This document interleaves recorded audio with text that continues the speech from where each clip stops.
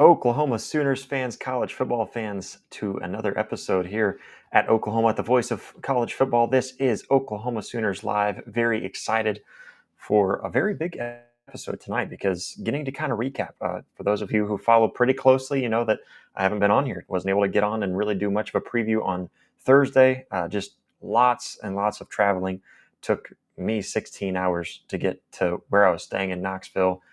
Just running into the perfect storm of traffic and then driving back on Sunday. So I haven't been able to recap this big win for Oklahoma. So we're definitely going to get into that tonight. Make sure to hit that like button, hit subscribe. If you're watching anywhere other than YouTube, jump over to the YouTube channel and do the same. Hit that like button, hit that subscribe button, share it with a friend. And then, of course, if you want to support the channel more, then you can always become a member with us here at Oklahoma, the voice of college football. Supports this network and also supports this channel directly, helps us keep on doing what we love to do here, and that is getting on and being able to talk Oklahoma football with you guys. Just a very, growing, very much growing channel here at Oklahoma, the voice of college football, and trying to do more too. So you becoming a member today helps us so much. Become a member for as low as $2.99 a month. That's very, very easy, very simple way to support us, but free and easy, simple way, one that we always encourage and would love for you to do is just hitting that like button, hitting that subscribe button, help us keep on climbing up that way, and that would help us just fine. But becoming a member helps us take us up to the next step. We've got a lot to get into. First, starting off talking about this defining road victory at Tennessee, the Oklahoma Sooners. And I say defining because I think, coming off of the Texas loss, Oklahoma fans kind of lost a little bit of hope. It was mainly because of how Oklahoma lost that game. And then going into Ole Miss, Oklahoma fans felt that this team could bounce back with a win there against Ole Miss. It's at home. You should be able to win your home games and close out this season doing all right. But you lose to Ole Miss in a fashion where it really did feel like Oklahoma should have been able to win that game. And I'll talk a little bit about that. That Ole Miss game for Oklahoma, I think there was a comment that was taken from Brent Venables on the coach's show, and he just simply said that he felt like Oklahoma was the better team in that matchup, and they just didn't execute. They didn't execute, and that was something that I think was very much taken out of context. There was a reporter that went to Lane Kiffin and said Brent Venables thinks that that Oklahoma was the better team. And, what do you have to say about that? That's all that they really let in with, rather than understanding that, no, he came out and said that he felt like they should have been the better team, but they didn't execute and prove that. And that's very much different than what I think a lot of the noise right now with Tennessee fans. And you know what? I think there have been majority of Tennessee fans, the experience that I had there in Knoxville was unlike any atmosphere and just everything surrounding that stadium. You have tailgaters out on the river, driving their yachts up on the river. Just crazy atmosphere. You get inside the stadium, and I'm not going to say anything bad about the stadium or anything. It could, I think Tennessee fans would agree with me, it could use some updating.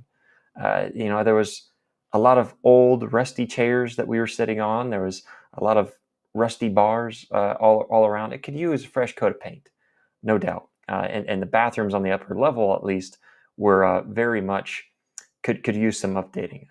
So I walked around a lot of different areas in the stadium. Very nice stadium overall, and obviously it holds a ton of people.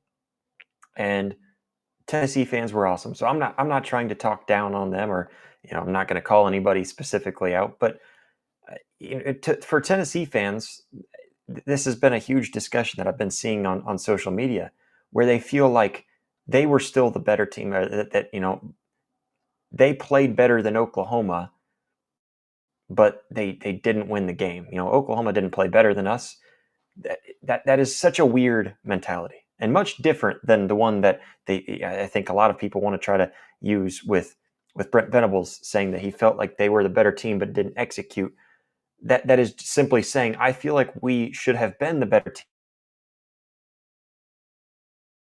at the level that we should have. Therefore, Ole Miss was the better team. Same thing goes for Oklahoma. Maybe Tennessee feels that they look at how Oklahoma came in and really gave maybe a C plus overall performance and ended up beating them, and they feel disrespected in that sense, understandably so. But, anyways, kind of moving on. A very, very good win, and I think a very defining win for the Oklahoma Sooners. And I don't think it'd be crazy to say that that was the biggest win in the Brent Venables era. I think that has to be up there. I think the next one on the list for me would probably be Texas back in 23, where it was just the atmosphere and everything going into that game, the way that you won that game, the grit that your team played with. That seems to be maybe the next one up on the list. I suppose Alabama could also be added on there, but none of them quite defining the way that Oklahoma was able to beat Tennessee. Truly was an incredible performance, and it was one that Oklahoma needed. That Oklahoma needed to have it, and it was one that you lose this game, you're most likely out of the playoffs. But now, winning this game keeps you in the running, keeps you in contentions, and you went out and win 10 games, no doubt. The Oklahoma Sooners, any SEC team or Big Ten team, I think even probably any 10 win ACC or Big 12 team for the most part might be able to make it in. I think for sure Big Ten SEC, they make it in. And I know that they're going to be dropping the new rankings here, I believe, tonight. And so I haven't been keeping my eyes on that. But anyways, I'm sure we'll get to that. For Oklahoma, though, a huge, huge road win in Neyland. And for anyone who was there, you can capture some of the essence in some of the videos taken on social media and posted on social media. You can get some of the essence of how amazing that atmosphere was, but it truly was so loud and deafening. I have been to Arrowhead Stadium for an AFC Championship game, which was the loudest stadium I had been in until I went to Neyland. There were times where the stadium was literally rumbling. You could feel your feet shaking underneath you because it was so loud in that stadium. So loud that you couldn't hear yourself talk, let alone try to talk to somebody next to you because there was no way you were going to be able to hear him. It was an absolutely deafening stadium. And I will give Oklahoma fans credit because they traveled very well. So kudos to you, Oklahoma fans. You deserve that because you traveled very well. And not only did you travel well, but you made that stadium feel like, I'm exaggerating, it's a hyperbole when I say this, but you made it feel like a home environment. You made it very easy for the Oklahoma Sooners to find you after the game because you were just that loud. And so it truly was an amazing atmosphere. And then the fans showing up the way that they did, there was two large sections of the stadium that were just completely filled with crimson. And so that was incredible to see. And of course, I was nowhere near either of them. I picked my seating solely for my viewing purposes. But anyways, just an absolutely amazing atmosphere there in Neyland. And for Oklahoma to go in there, for this Brent Venables team, to go in there and win that game, to win it pretty decisively. I don't think there was anything personally. I know some Tennessee fans will disagree with me, and they've made that very clear. But there wasn't anything that I take away from this game and say Oklahoma didn't deserve to win that game. I've had a lot of Tennessee fans arguing and seeing, in my mentions on X, that they think that they still should have won that game, and a lot complaining about some of the officiating. I don't know. I have zero sympathy for the officiating argument when Tennessee had 3 penalties all game and Oklahoma walked away with 11. I have no sympathy for a team that doesn't have, didn't have even half as many penalties as Oklahoma. So I don't understand the gripe there. But anyways, I digress. Oklahoma winning that game, now moving to 7-2 overall, 3-2 in SEC play. That's one more win in the SEC that they had all season long last year, and also one more win in their overall wins than the Sooners had last year. So definitely a step forward in the right direction. And I think anybody at this point, if we were just to stop, pause, and take a moment right now to recognize that this Oklahoma Sooners team has improved. Can they close out and keep that momentum going? That is another story, but they have improved. And I don't think anybody can say anything different. This is definitely an Oklahoma team that has improved from last season. I know that's not saying much, but they have.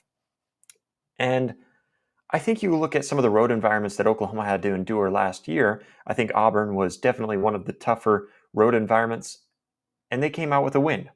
That was also against an Auburn team that was nothing like this Tennessee Volunteers team.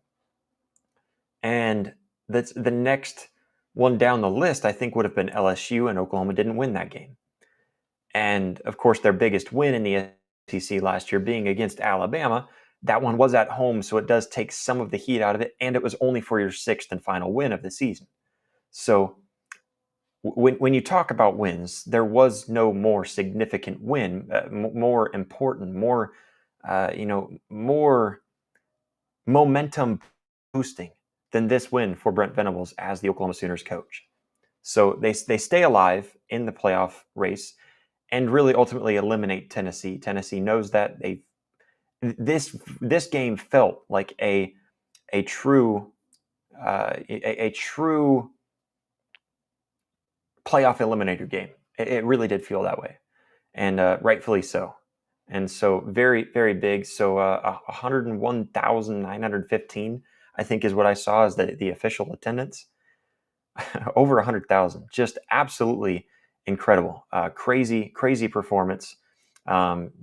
Just it was one of those stadiums too. Anybody who got to go there and experience that stadium, you were in for a treat because it truly was electric from the moment. I will say, so real quick, kind of going on the environment, it was a very funny moment in the game.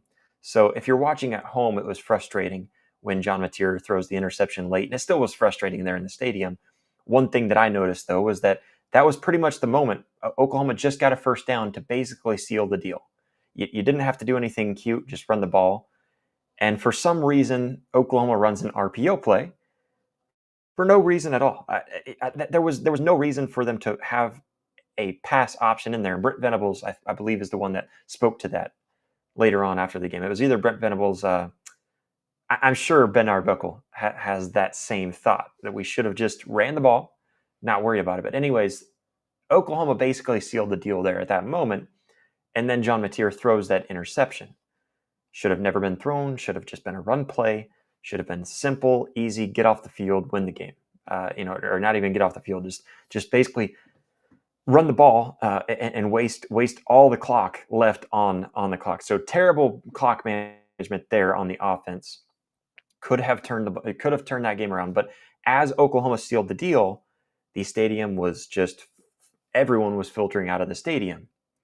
As soon as John Mateer threw that interception, a lot of people returned back to their seats. And so I thought that was kind of a funny moment there in the SEC. But anyways, 30 points for Oklahoma. I do want to throw that out there because that's important to some of you, and rightfully so. That's an important stat. Oklahoma finally broke the seal and scored more than 30 points on an SEC opponent for the first time ever in the SEC. So big time for Oklahoma, big time win. Truly a significant win for Oklahoma and a defining road victory for Oklahoma in Rocky Top. All right, real quick, I just want to say what's up to everybody in the chat. Steve is in there. He's a member, so we have to make sure to throw Steve O'Rolo in there. But he says, Boomer watching from the beginning. I appreciate you very much, Steve-O. And then real quick, Modern Day Caveman says, we're ranked number 12. Oklahoma's ranked number 12 in the playoffs. So that's right where you want to be. I don't think you can really expect to be much higher. I kind of have a good idea of who would be ranked ahead of Oklahoma. The only team that I kind of have a problem ranked above Oklahoma is Notre Dame. It's the only one I really have a problem with, and I could go on and on about that.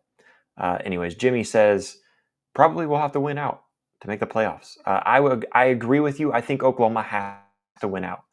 The only way that Oklahoma still makes the playoffs is if there's more chaos. This past weekend was perfect for Oklahoma.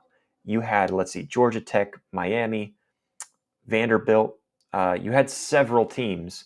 I think there's others too that I'm just forgetting. You had several ranked teams that were ranked higher than Oklahoma, end up making the the road for the playoffs a little bit more manageable for Oklahoma. Even at 9 wins, there is a shot, but we're not going to hang our hat on that. Oklahoma does have to win out to secure a spot in the playoffs. It's going to be really hard for a 9-win team this year because there's going to be a lot of 10-win teams. It feels that way. Now, some chaos could break out and you could get lucky, but you just want to control your own destiny. I don't think that there's any, there's no rest in knowing that you have 9 wins and you have to rely on the playoff committee in order to get you in there at 9 wins. So winning out, you hold your own destiny. If you beat Alabama, you very well better win out the rest of the season. With Missouri, without their starting quarterback, LSU now without their head coach, that's a very, very much 2 wins at home that you have to have. So it's going to be an extremely difficult game coming up against Bama, not this week, but next week.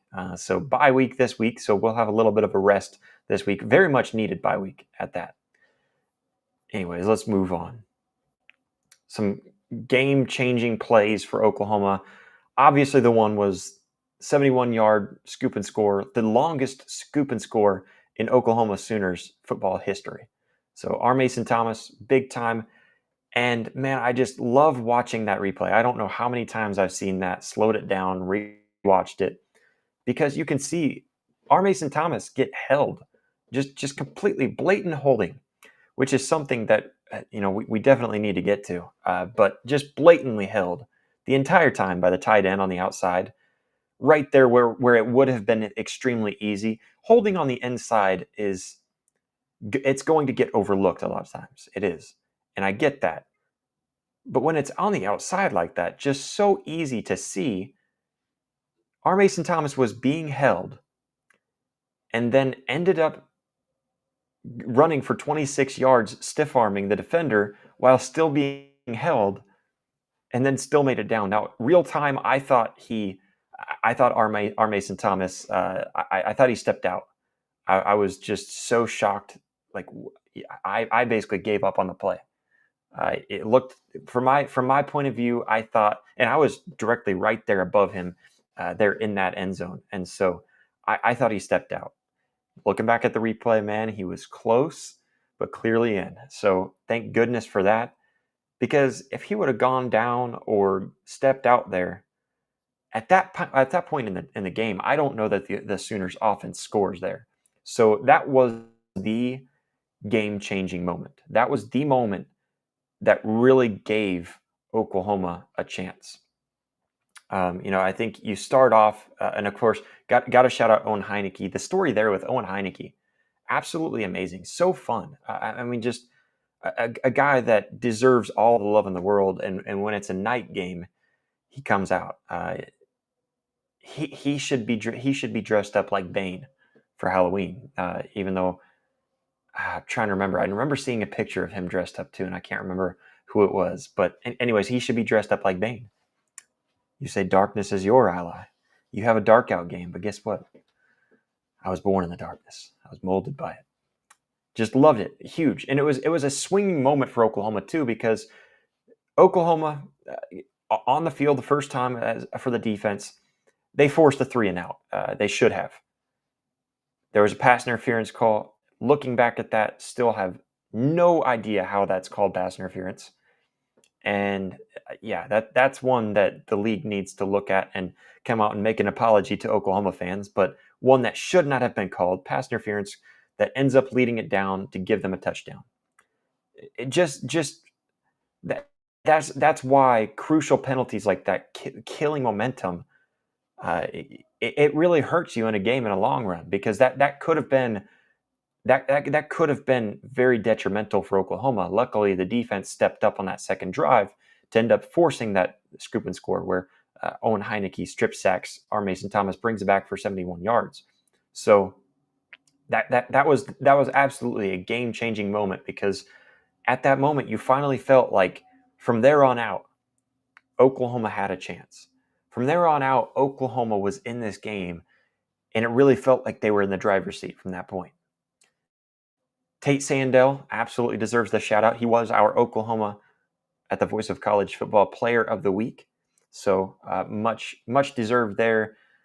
And the whole, the comments made in the booth, I think some of that was maybe joking, but still somewhat just unnecessary.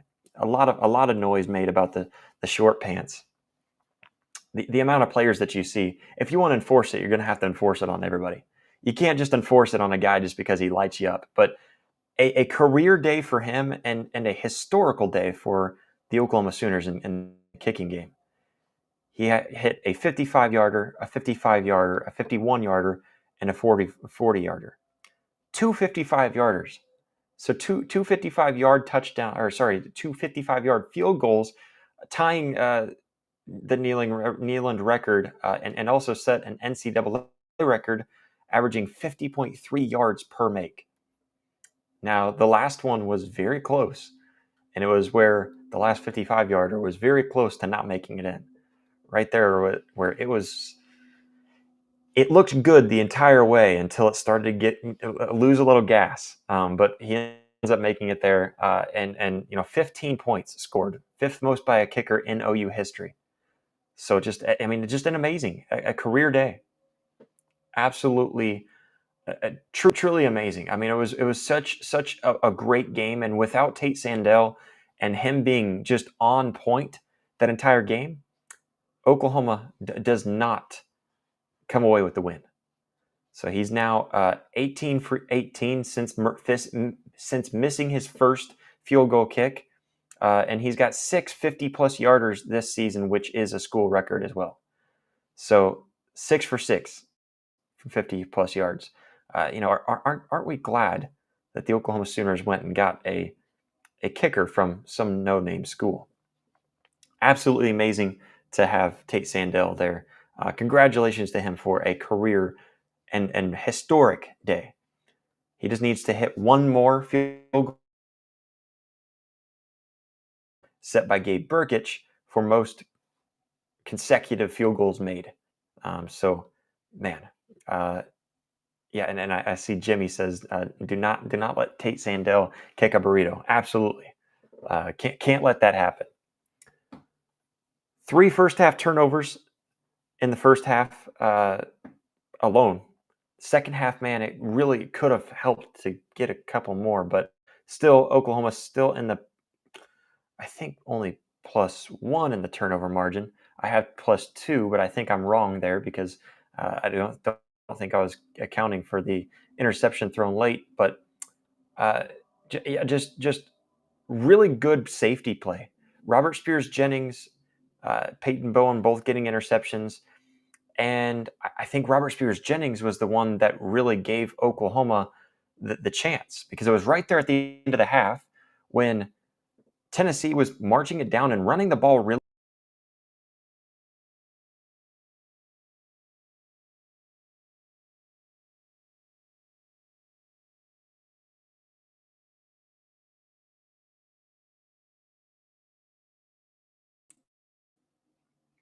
Sorry about that. A little bit of connection issues there. Not sure if that kind of flashed on your guys' end or not. But anyways, the three first half turnovers for Oklahoma ended up giving Oklahoma +13 points. So 13 points off of those turnovers. Huge for Oklahoma. Huge for Oklahoma to get those turnovers and to finally be in the plus territory. It was the first half felt like Oklahoma had all the momentum on their side and needed it, especially in a stadium like that, an atmosphere like that. Much needed for Oklahoma. The fourth down stand in the fourth quarter was very much needed for Oklahoma. That was kind of the crucial defensive stop there towards the end of the game too, where it was definitely it was Oklahoma. You give that to Oklahoma for stopping them first, second, and third down, fourth down. but then just a complete dropped pass. It was. I've seen a lot of Tennessee fans upset with that play call, but I don't understand how you're upset with the play call. That the play call worked. You had an open tight end. He should have caught the ball. The ball hit him in the helmet. Doesn't it was perfectly executed by everybody except the tight end who dropped the ball. So to be upset about the play call just because the play call was the same play call that you ran against Alabama that turned into a pick six, to be upset about it just for that alone does not make any sense. The play call worked. Tennessee dropped it on fourth down and ends up turning the ball over there where that was basically the game sealing moment there. And then Xavier Robinson sealing the deal with a huge 43-yard run. And what just doesn't make any sense is Xavier Robinson does the right thing, gets down at the 1-yard line to burn the clock, and they go out there and they say, "Hey, John Mateer, carry it in for the touchdown."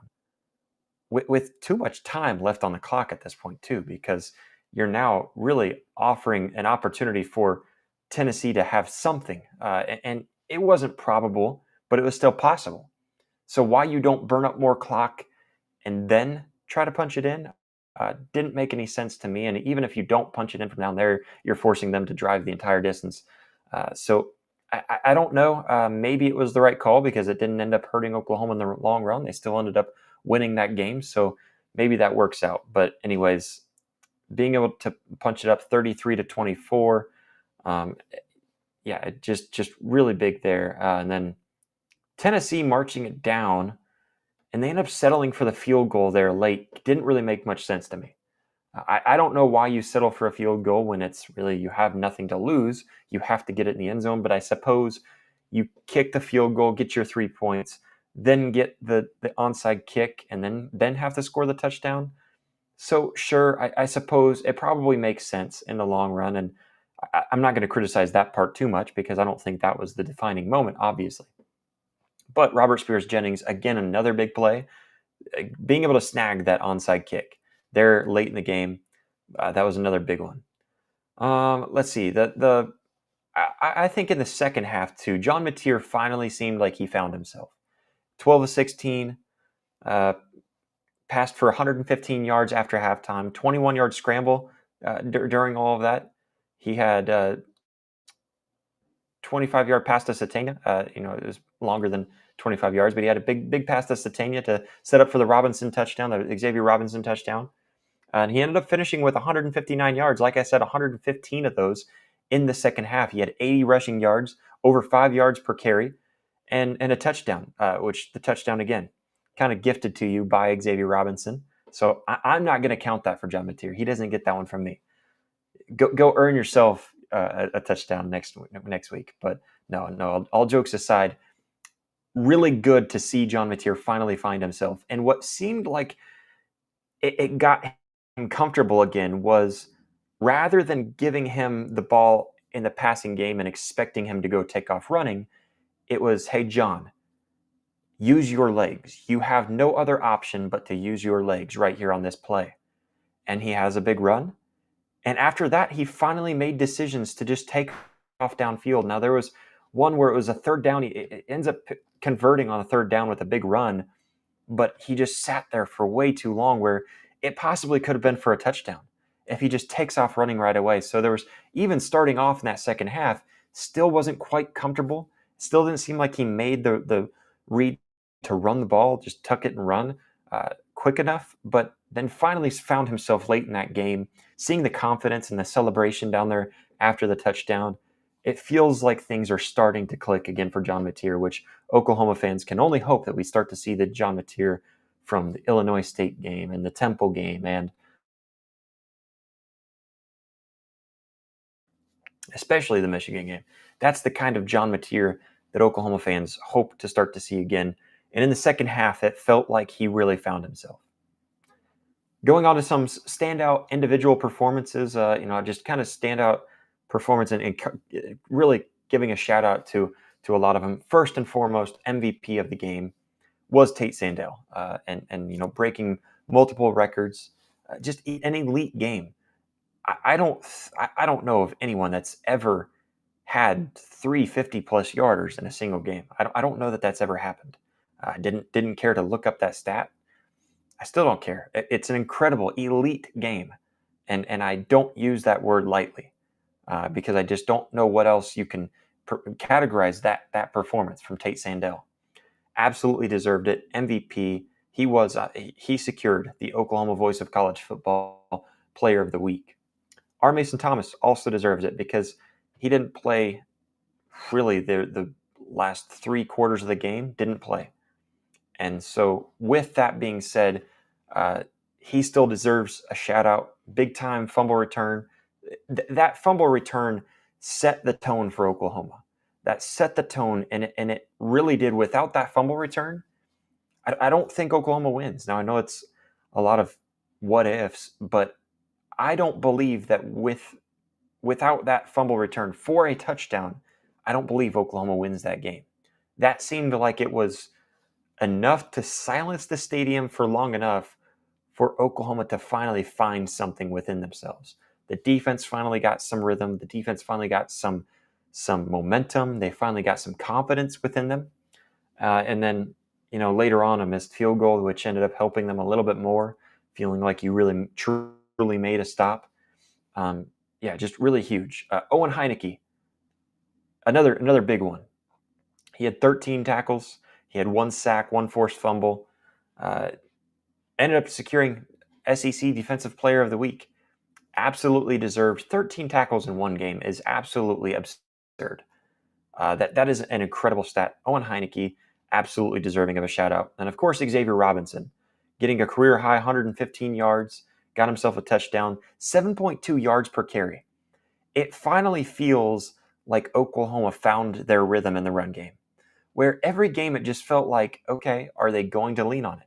This is now the 3rd game in a row that you've had a 100-plus yard back. It finally feels like Oklahoma's gotten their rhythm. It finally feels like they found something, and it seems like Xavier Robinson is just that guy. Who would have imagined?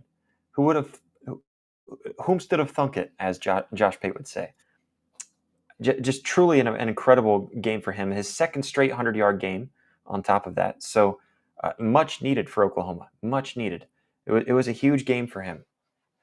So the fact that he gets 2 straight games with 100-plus yards, 3 straight games with 100-yard-plus rusher for Oklahoma, this is what you need. This is what Oklahoma needed, was Xavier Robinson to break out, and for Ben Arbuckle to say, we're going to use him. He's doing well, and we're going to use him. So much needed there. And then, of course, John Mateer, that second half leader. It really felt like if you had to pin this game on anyone in the second half to say it was on his shoulders, it was John Mateer, and he helped tremendously. Was clean with the ball there until the end when he threw the interception. Really helped extend drives at times with his legs and being more decisive, finding his receivers. So he finally showed that dual threat impact once again. And so John Mateer absolutely also needing, and I think Isaiah Satania, I didn't write Isaiah Satania down, but he kind of had a quiet game, but it was still a good performance. And it was quieter game because John Mateer only ended up having, what would I say there, 159 total passing yards. So, kind of quiet game from Isaiah Satania, but he stepped up big when it mattered the most. So huge performances for the Oklahoma Sooners. Ultimately for Oklahoma, I think, you look at the defensive resilience, that's kind of what stood out the most. And that's what Oklahoma would have expected. But it wasn't just the resilience and performing well on defense and stopping Tennessee, an explosive offense. But it was also the turnover and forcing those turnovers. The big fumble return for a touchdown, and then 2 interceptions there, all in the first half alone. They had 3 total takeaways. There was 4 sacks. I feel like it really feels like there was more. So I really hope that I just wrote that down wrong. But it felt like there was a ton of tackles in the backfield. They held Tennessee to 63 rushing yards. That is well below their average. Extremely good game for Oklahoma. And it's not that Tennessee didn't try running the ball. they were held to 1.8 yards per carry. Tennessee ran the ball over 30 times. So just an incredible performance from the run defense. And Brent Venables even talked about it after the game, is that they only put five in the box. They had a lot of times a light box to entice Josh Heupel to run the ball. And they were still able to stop the run, completely stop the run. 1.8 yards per carry for this Tennessee offense. This defense was resilient, kept on standing tall when it mattered the most. So that they also limited Tennessee. Tennessee was scoring at originally 45.6 points per game. They were held to only 27. They were held well below their average. So the defense, when you look at the stats overall, it really felt like the defense didn't perform well. Over close to 400 passing yards. It didn't feel good if you were just looking at the stat line. But ultimately, it ended up holding this explosive Tennessee offense. And I didn't have time. I didn't end up going back to look at this, but I think almost every single one of Tennessee's explosive plays was not Oklahoma getting beat with somebody behind them. They did really good at that. They didn't let anyone get behind them and just roast them, which is what you had to watch out for. So it was still disappointing, but it was a broken tackle ran down for a huge gain. That was the explosive plays. I think the Staley one there on the visitor side of the field there, that was that's one that sticks out in my head, where it's just broken tackles. There was another one where I think it was Cortland Guillory comes up to go lay a big hit on Joey Aguilar and just puts his shoulder into him rather than tackling him and stopping him, and Aguilar ends up running for a first down. So and he's not a mobile quarterback. Uh, Nonetheless, overall, it felt like Oklahoma only let up explosive plays on missed tackles, which is at least good to know that you didn't let them get behind you, but it's still disappointing that you weren't making the tackle. So kind of little good in one hand, bad in the other, I suppose you might say. So, anyways, the second half surge was absolutely needed for Oklahoma. So there was 252 yards after halftime when Oklahoma only had 99 yards in the first half. Finally found some rhythm in the running game, and they allowed the run game to really open up, but they never really leaned on it. I still feel like they need to run the ball more, especially when you've got a running back who averages 7.2 yards a carry in this game, 5.5 yards per carry the last game, if you take out the explosive run. So it was just a game where I still feel like, see, you finally utilized the run game where it was needed the most, but you still should have ran the ball more. So I'm happy to see rhythm in the run game, but I'm still not happy for the fact that you didn't use it more. You didn't use it as much as you probably should have, especially against Tennessee. Uh, you got the rhythm, so you had 192 total rushing yards. So Oklahoma had 192 total rushing yards, almost 200 yards. Man, if you could have kept on running the ball there at the end instead of that RPO to throw the interception,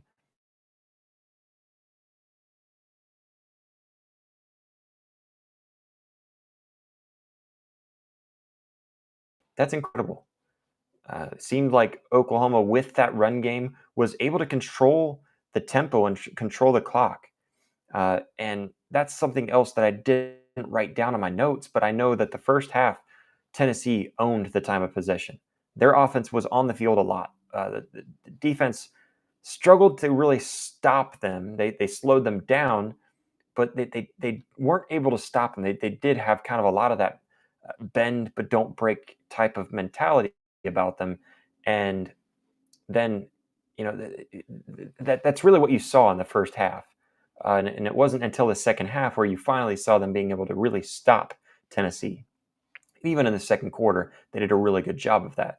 Um, if Tennessee's kicker was on point, and you probably have a little bit more confidence in him to be able to kick a few more, that they had an opportunity there.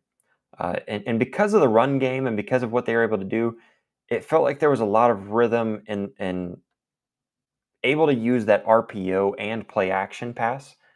That was huge, and that's what Oklahoma's starting to find some sort of rhythm in, which is really big for this offense going forward because you're going to need that. You're going to need to be able to show teams that you can run the ball. This is exactly what I've been telling people all season long. Oklahoma can run the ball. I have confidence that Oklahoma can find rhythm in the run game. I have confidence that you can get either Torrey Blaylock or Xavier Robinson over that 100-yard mark in any game.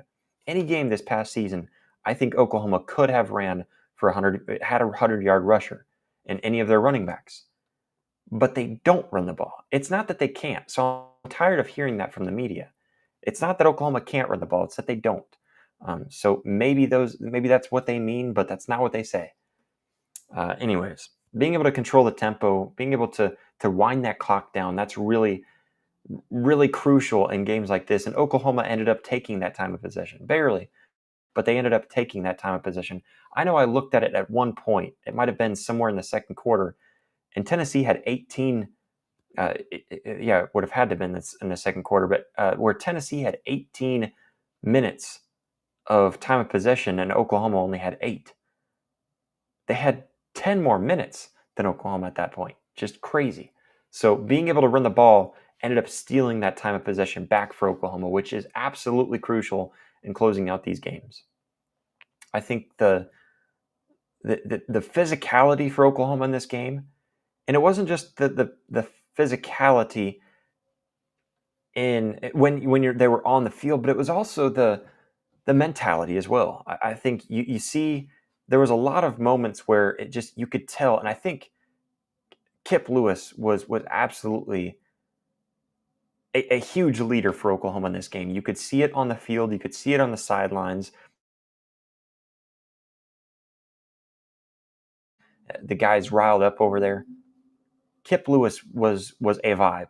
I don't know if you were able to catch it. If you weren't at the game, I don't know if you were able to catch it on TV, but there's a time where I think they were playing Kickstart My Heart. He's out there playing that air guitar, jumping around and getting ready on the kickoff.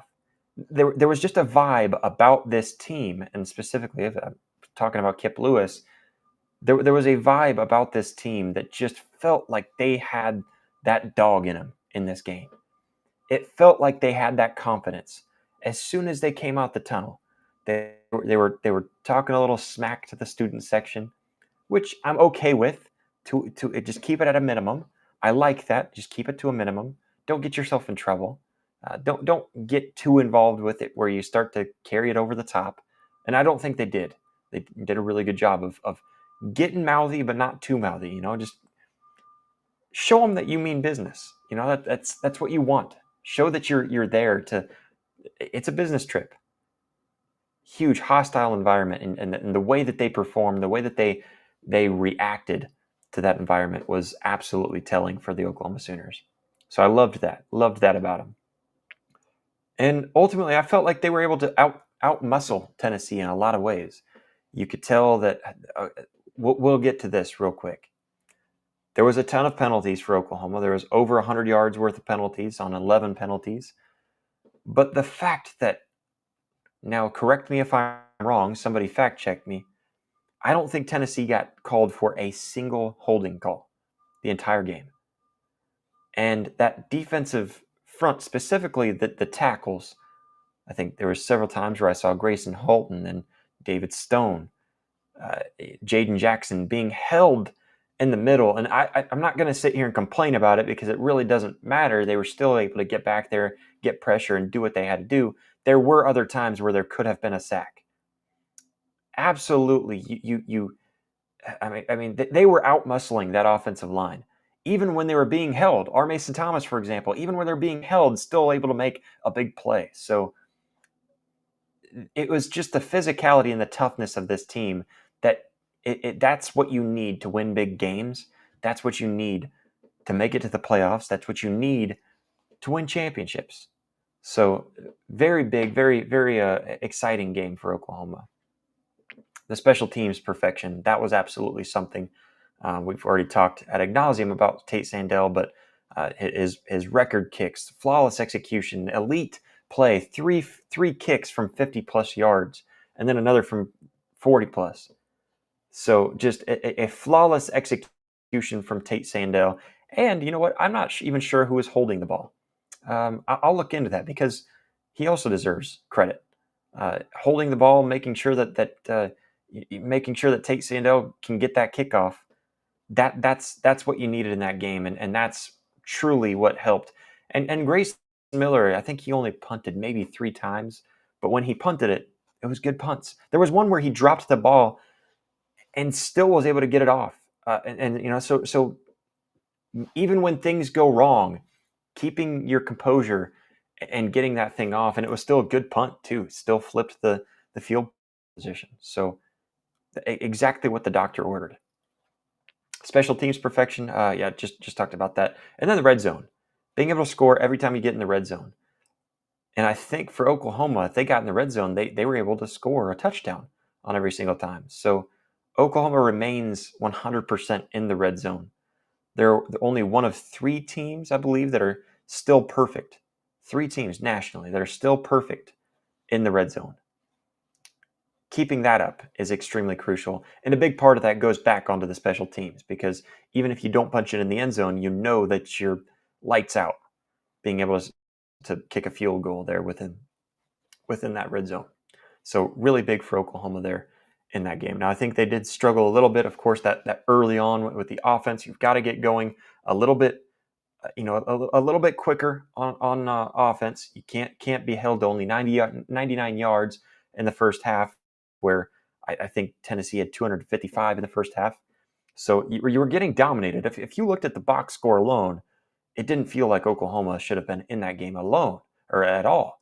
And then if I were to tell you that Oklahoma didn't even have 100 total passing, 100 total yards on offense, and the offense didn't score a single point, you would have thought that they were down. But somehow, able to, between the crazy long kicks and the scoop and score and all the turnovers, Oklahoma was somehow able to be up by 6 points at halftime, even though they were outgained 99 to 255 in total yards. Just a crazy statistic game for Oklahoma. Anyways, the pass defense, it could definitely be strengthened. Again, I think a lot of that, so there's 393 total passing yards allowed and 3 touchdowns. That was the most given up this season. And there was that missed tackle on, I just said it a little bit ago, but the missed tackle that ended up going for a touchdown, 54-yard touchdown. So that put the Vols up 17-16. So, there was that. I think just the turnovers were bad and miscues. I think mainly the missed tackles. I think the missed tackles was the most alarming thing. And then, of course, penalty issues. There were some penalties that you have to cut out. There was one where Deion Burks was lined up, I think, too far in the backfield. It's as simple as checking with the referee, making sure that he knows where you're supposed to be and that you're where you're supposed to be. You're at the collegiate level. I think he's a senior. There's no excuse for that. There was another one too that I'm trying to remember. Just some miscues there on some of them, where some of these penalties are just inexcusable. You've got to know better. You've got to fix those. And then third down conversion rate. I think that can improve. Tennessee was 6 of 19. That's 32%, better than Oklahoma's season average on defense. And Oklahoma on offense was only 3 for 15 on third down, 20%. Not very good. So definitely some things to fix. And that's ultimately what I take away from this game is the fact that you can take away things to improve from a win. And a pretty dominant win at that. It felt like a dominant win. And Oklahoma still had a lot of things to fix. That's a good feeling going forward, to know that you've got some things to fix. You're not playing at the top of your game, and you were able to walk into a ruckus, hostile Neyland Stadium. So just absolutely incredible. Oklahoma has now held 5 opponents to less than 70 rushing yards this season. That's huge. They were able to let's see here. B plus in the turnover margin. That was another big one. And yeah, looking at it just through the stats, making sure I'm not missing anything. But Tate Sandell, I don't. Yeah, I mean Tate Sandell, just a historic day for him. Trying to think if there's anything else that we need to throw in there, but I think we've pretty much covered it all. I'll jump to the chat real quick. Just a reminder, all super chats will be read on the show. Let's see. Modern Day Caveman says, I think the NCAA should force Notre Dame to join a Power 4 conference because it seems as if they're guaranteed an automatic college football playoff bid every season by not having to play a conference championship. Yeah, I agree with you. And I know I saw Quit Crying You Lost said Notre Dame has the easiest schedule ever. I mean, I don't know if they have the easiest schedule ever, but they definitely have an easy one. I've seen a few that might be slightly easier than Notre Dame's, but yeah, I think the fact that they're not in a conference, I don't know, it's crazy to me. It's crazy. I don't think you should be allowed in the playoffs if you're not in a conference. I think you should have to join a conference. You force them to. But anyways, Jimmy Satterfield says they played a bend but don't break defense. Yeah, and I think I mentioned that too. So yeah, totally. And it was the type of defense that's really all you need. If your offense can click the way that this offense was able to click in the second half, that kind of complementary football, the second half, if you just take that second half alone, where Oklahoma in the two games that they lost, they had a terrible half, and I don't even think that the first half was really a terrible half. You came out ahead. It was the defense was just lights out in the first half, and just bend but don't break in the second half. And I think they played to a lot of that too, just keeping everything in front of them. You saw a lot of times when Tennessee was able to get things underneath, and that's all that Oklahoma was going to give up. And they invited them to run the ball. They just couldn't do it. Oklahoma was extremely great, and just being able to keep everything underneath and keep all of the runs bottled up as well. Going to Thunder, OU Sooner, he says, so how come Oklahoma does not wrap up against their opponent and tackle them instead of using a shoulder bump? Definitely needs to be addressed, and I'm sure it will be, especially from Brent Venables. And also says, what was bad was the fourth quarter interception that Tennessee got. They should have ran the ball instead of throwing that. Whoever called that was an idiot, John Mateer or Ben Arbuckle. The play, so if you think back to last season, Auburn threw that Kip 6 for Oklahoma to win the game off that, basically. Auburn ends up throwing that interception return for a pick 6 by Kip Lewis on an RPO play. Similar, it was a similar situation where you just run the ball. There should be no pass option in that play. Same thing called there. It was a run pass option. And I don't know if it was called in with the anticipation that you just run the ball. Doesn't matter. But it should have been made clearer that, hey, we're going to run this play, but it's not a pass option. Or you just call a different play, because I'm sure you've got plenty of just run game play calls that you could have thrown in there.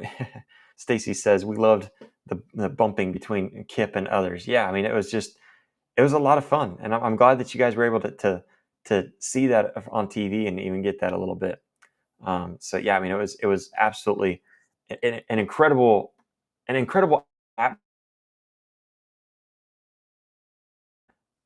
Dog. What's up, Dog? Is that why the name is just Dog? What's up, Dog? He says, huge win for y'all on the road. We appreciate that. And I know Texas is rooting for Oklahoma because Oklahoma helps. I mean, to an extent, right? We can't be too friendly to each other. But anyways, no, I think really both teams should be rooting for each other a little bit to keep on helping with that strength of record, right? So for Texas, it makes Texas's win over Oklahoma look better when Oklahoma keeps on winning out. And for Texas to win out, it's like, hey, we lost to Texas, but look, they beat everybody else too. So, so huge win for Oklahoma. I agree. Appreciate that very much. But anyways, that's all we got for tonight, guys. I will be back here live on Thursday. Maybe a guest with me. I'll see who I can get. It's a bye week, so we don't have a ton to talk about, but we've still got some things we can talk about. Sooners basketball is back between men's and women's. Both had a big win yesterday. I don't know how much we'll talk about it here, but big stuff for Oklahoma. Very excited. A lot going on. But anyways, huge win for Oklahoma. Being able to take on the Volunteers, win pretty decisively, being able to win a big-time game. Biggest win in Brent Venables history. Now, the next biggest win in Brent Venables history could be a win against Alabama. And am I confident that that will happen? No. Is there a possibility? I'm just feeling a little bit like Lloyd Christmas, that you're telling me there's a chance. There is a chance. And with Oklahoma beating Tennessee, it absolutely gives them that momentum going into a bye week where you have time to heal, time to really focus and fix some of the mistakes that you could really use fixing on and moving into that Alabama game. But we shall see. But anyways, everybody enjoy your bye week. Make sure to hit that like button, hit that subscribe button, become a member today by clicking the link down in the description below, scanning that QR code over on the side of the screen, or just clicking join there on the channel on YouTube. But again, we thank everybody so much for tuning in. We'll catch you next time. Boomer.